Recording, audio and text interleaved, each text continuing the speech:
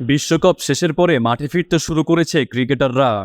আজকে আফিফ হোসেন ধ্রুব হোন্ডার CR-V মডেলের কালো রঙের গাড়ি নিয়ে মাঠে এসেছেন।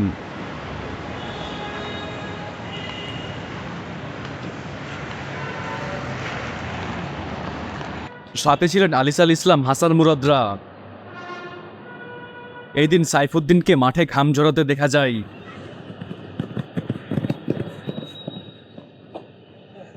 এই সময় জুনিয়র ক্রিকেটারদের ফিটনেস নিয়ে দিচ্ছিলেন বেশ কিছু টিপস।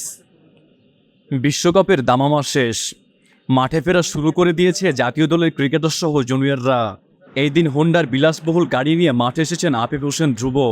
সাথে থাকা ক্রিকেটারদের নামিয়ে মিরপুর একাডেমির মাঠে প্রবেশ করেছেন এই ক্রিকেটার। হাতে হেলমেট নিয়ে মিরপুর একাডেমির মাঠের দিকে যাচ্ছিলেন সাইফুদ্দিন। মাঠে গিয়ে ড্রেস আপ করে তপ্ত রোদের মধ্যেও নিজেকে ফিট রাখার অনুশীলনটাই করেছেন এই ক্রিকেটার। শুধু নিজেকে ফিট রাখার কাজটাই করেননি এই অলরাউন্ডার, জুনিয়র ক্রিকেটারদের ধরিয়ে ধরিয়ে দিচ্ছিলেন টিপস। শুধু টিপস দিয়ে থামেননি, যারা ফিটনেসের পরীক্ষায় ভালো করছিলেন তাদের তালি দিয়ে অনুপ্রেরণাও যোগাচ্ছিলেন এই অলরাউন্ডার। পরে জুনিয়রদের সাথে তিনিও দিয়েছেন ফিটনেসের পরীক্ষা।